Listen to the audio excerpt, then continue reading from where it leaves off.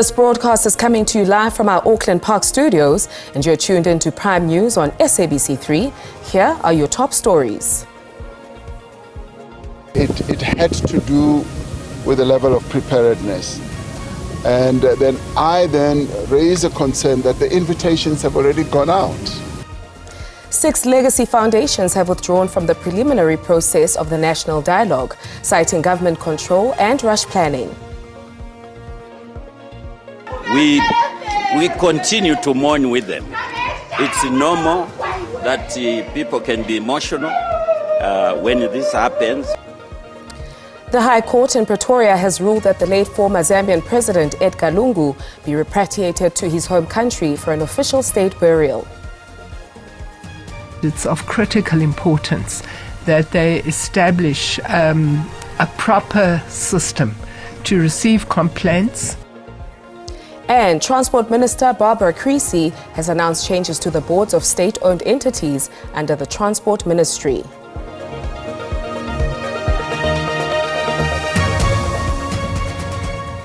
Good evening and welcome to your ultimate news destination. This is Prime News on 3 and I'm your host, Beki Mutumomolete. Let's take a look at the leading developments from around the globe. I present to you your top stories.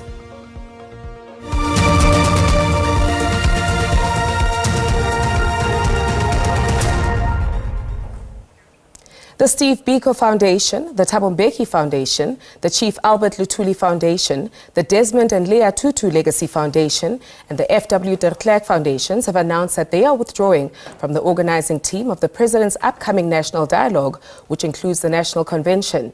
In a statement released today, the withdrawal is due to their belief that the core principles that are meant to underpin the whole national dialogue have been violated in a rush to host the gathering on the 15th of August. The foundations say that the national dialogue must be credible, principled and anchored in public trust and inclusivity, but they say that they still wish to participate in the national dialogue. Meanwhile, President Cyril Ramaphosa says the National Convention, scheduled to start on the 15th of August, will still go ahead, with or without the participation of the National Legacy Foundations. The President was speaking on the sidelines of the launch of an extension of Rand Water's Zekerbosch water treatment plant in Vereeniging, Gauteng. To do with the level of preparedness. And then I raised a concern that the invitations have already gone out to 750 organizations. And many of those organizations have already responded that they are coming, they are willing and committed. Prior to that meeting, there had been a meeting of civil society where there were 100 representatives and who felt that they want to go ahead with the dialogue. So what was pleasing for me was that the foundations who felt that they are not so happy about the level of preparedness felt and said that they will remain part of this dialogue. So they will participate, they will remain part of it, and then they will leave the planning for the first convention to the civil society organizations and officials from the presidency. From what I gleaned, there was nothing political about it. There was nothing askew about it. It was just the issues of, are we as prepared as we should be? So it could be risky to go ahead when you're not so prepared, but I then said to everyone, go and make sure that we get ready as well as we could be. In our next story, Bongani Mqwangu has been announced as the new Secretary General of the Umkhonto weSizwe Party following the expulsion of Floyd Shivambu. Mqwangu, who has vowed to hit the ground running, once served as the Metski Managing Director responsible for the Benitez Fund Division. Nomsa Dlamini will be his deputy after the departure of Nombuso Mkhize, who has joined Shivambu's Maibuye consultation process. The Secretary General had not only publicly defined himself or themselves outside the ranks and ideological line of the MK party, but also seriously violated the trust placed on them as a member of the party. In this regard, the decision has been taken to summarily terminate the membership of the former Secretary General, and a formal letter of expulsion was transmitted to him on the 15th of July 2025. The remains of former Zambian President Edgar Lungu are said to head back to his homeland. This after the full bench of the Gauteng High Court in Pretoria unanimously ruled that the Zambian government has the right to repatriate Lungu for the purposes of a state funeral and burial, bringing the impasse between the government and the Lungu family to an end. The public interest of Zambia and its people prevailed in the battle over the remains of former head of state Edgar Lungu. The Gauteng High Court in Pretoria concluded that the personal wishes of the Lungu family to bury him in South Africa cannot outweigh the rights of the public. The court held that under Zambian law and as a matter of public policy, a former president's personal wishes or the wishes of his family cannot outweigh the right of the state to honor that individual with a state funeral and burial at the official site designated. Found that there was a binding agreement between the Lungu family and the Zambian government pertaining to the repatriation and burial of the former president. Attorney General Mulilo Kabesha, who brought the application on behalf of the Republic of Zambia, welcomed the judgment, stating that Lungu belongs to the nation. It's not winning. You don't win over a burial. It's just what makes good sense, that the president or former president of the Republic of Zambia should be buried in his own country, the country where he was president. He was not, I mean, if you go to Zambia, they call him father of the nation. When you are a father of the nation, you can't restrict yourself to your immediate family, to your small. So the man belongs to the nation, and so it's going to be buried in Zambia. We continue to mourn with them. It's normal that people can be emotional.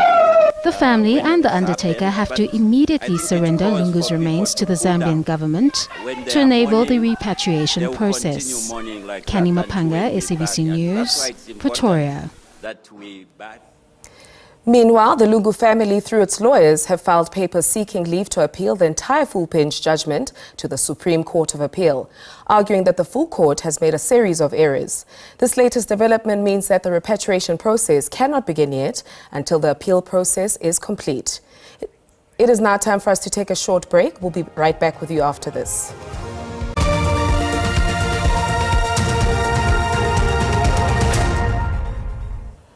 Welcome back. Transport Minister Barbara Creecy has announced changes to the boards of state-owned entities under the Transport Ministry, hoping it will bring stability and good governance to their management. The minister announced an interim board for the Road Accident Fund, following the dissolution of the previous board due to governance failures. There's also been appointments to the Transnet and South African Airways boards. Board of the RAF was dissolved in July due to what the minister says is the failure to act in the best interest of the entity and to fulfill its fiduciary duties. The interim board will be in place for a period of 6 months or until a new board is appointed. Creecy says the interim board will provide strategic direction and ensure finance and governance stability. The first priority of the interim board is to establish governance and financial stability in the organization. I think it's a matter of public record that as far as many members of the public are concerned who really would want to claim from the Road Accident Fund, they feel that their claims go into a void. And we've said to the interim board that it's of critical importance that they establish a proper system to receive complaints of potential beneficiaries who haven't been paid to be able to investigate. The minister also announced the appointment of Glenys Mbonambi, a chartered accountant, as a non-executive director on the Transnet board. The appointment that we're making on the Transnet board is of a CA. That's obviously very important because the Audit and Risk Committee requires a CA. Of course, as we embark on the massive changes that we're bringing into Transnet, we want to make sure that the organization is financially stable. Gloria Stefakomusi, SABC News, Pretoria. The 4-year-old girl from Eldorado Park in Johannesburg was hospitalized after being beaten and sexually assaulted, allegedly by her father, has died. Gauteng police confirmed her death this afternoon, saying the docket has now been changed to include a charge of murder. Police found the young girl on a bed during her father's arrest on Wednesday with head injuries, bruises and a swollen eye. She was on life support at the Chris Hani Baragwanath Hospital in Soweto until her passing.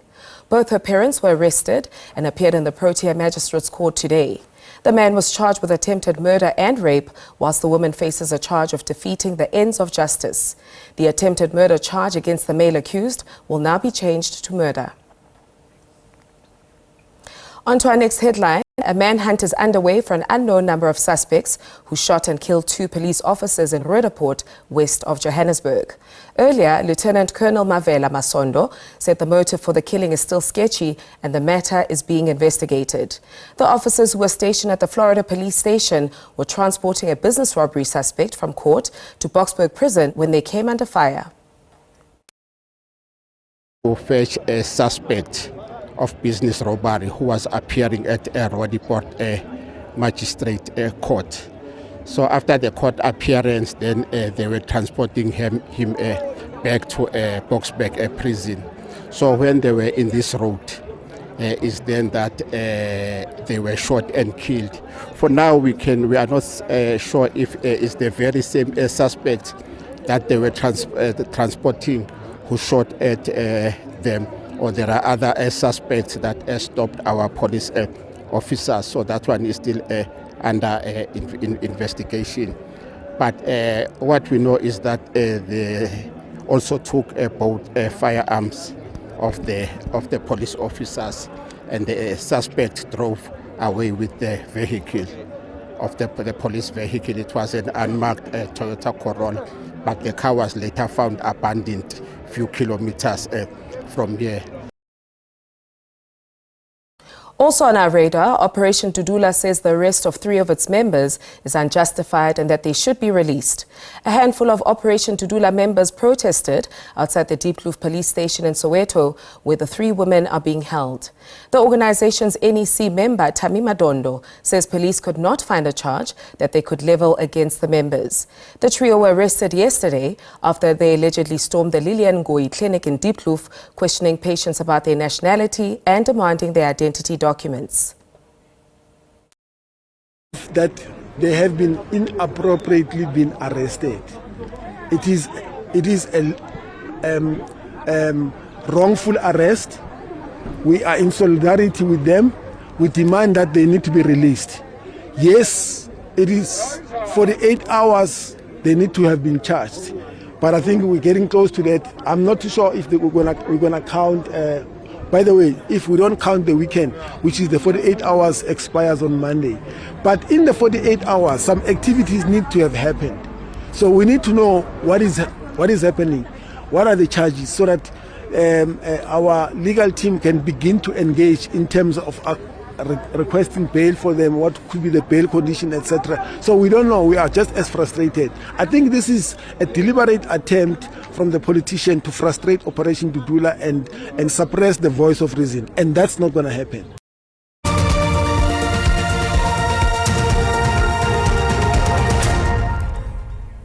Thank you for staying with us. Young people in Cape Town have expressed their views on the Contentious podcast about coloured people, which has led to a probe by the South African Human Rights Commission. Some university students and youth around Cape Town CBD have condemned the podcast as racist, harmful and hate speech, while others have argued freedom of speech. This clip has elicited strong reactions from various communities, particularly those identifying as coloured. So much so that the Human Rights Commission says the matter is receiving priority attention. It says the comments made in the clip come at a bad time when South Africa is seeking social cohesion and patriotism. They've apologized, but we said no apology. You can't do hate speech and racist statements and then apologize afterwards as if nothing has happened. We have seen our people in this country has been taken to court for hate speech, and they paid for it. And they paid both monetary and in terms of community services. While some young people believe the reactions to the podcast are much ado about nothing, others feel that there should be no place in South Africa with its painful and divisive history for the kinds of utterings made. I'm not offended, but I feel like because we are in a country where you know freedom of speech is okay, but I feel like you should always watch like what you say, because people do take offense. Some people don't. Everyone is different. I feel like they normally talk a lot of mad stuff on there, like that's just their view, man. Like that's how they see it. But we don't chow our cousins, man. We don't chow our families. I personally think it's a nice show. They're just making their own thing. But like for this current incident that they made, I think they should just humble themselves and go apologize to the colored people for what they said. The Chapter 9 institution says this matter should not be exploited, but that it be allowed to do its work. Vanessa Puna, SABC News, Cape Town. The atmospheric agenda unfolds from sunshine to showers and everything in between. Our weather experts have all the details to help you plan for the weekend ahead. Coming up next.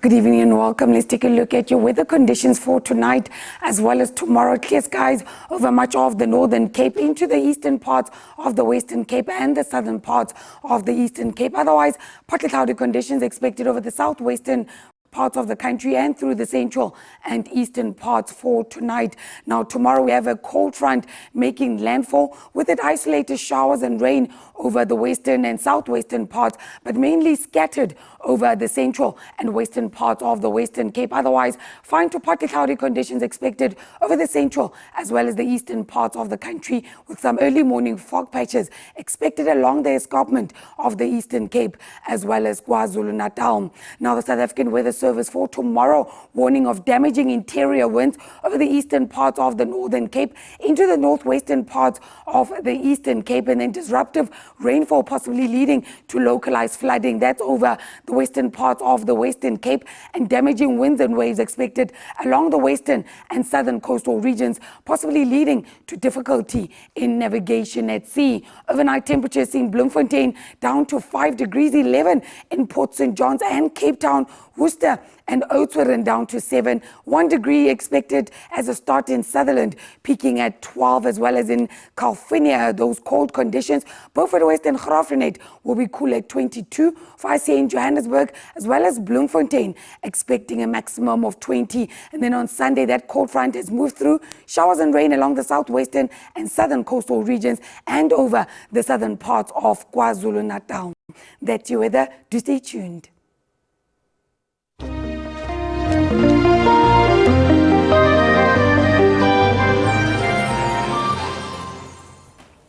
And that's the way it is this evening. Thank you for choosing Prime News on 3. We wish you a happy Women's Day for tomorrow and an incredible weekend ahead. Until next time, from myself and the team, stay empowered and stay ahead of the curve. Good night.